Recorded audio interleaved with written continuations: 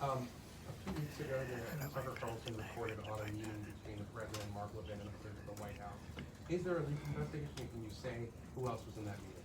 I'm not aware of a leak investigation at this time. I, for one, do not reveal details about the president's private meetings without his given the authority by the president to let go of staff who are engaged in such leaks, especially those that risk American national security.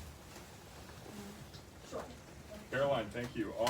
So Rhino warmonger Lindsey Graham, he recently called on the U.S. to go all in, finish the job. Right. What's your message to everyday Trump supporters?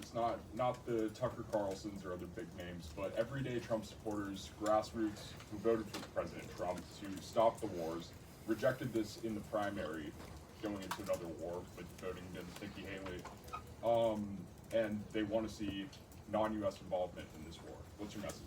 Trust in President Trump.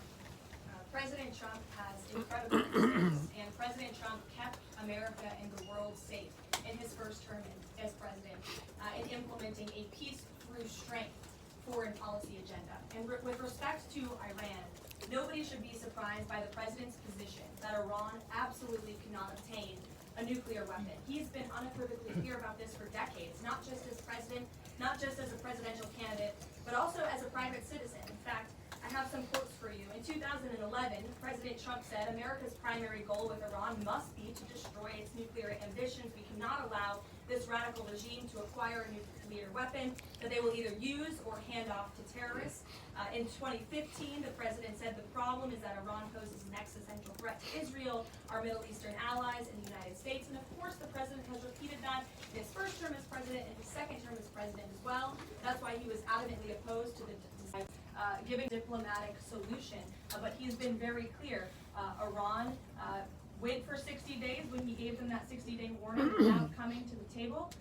On day 61, Israel took action against Iran. And as I just told you from the president directly, he will make a decision within 2 weeks. Thank you. Then a follow-up. Sure. Go ahead, Natalie.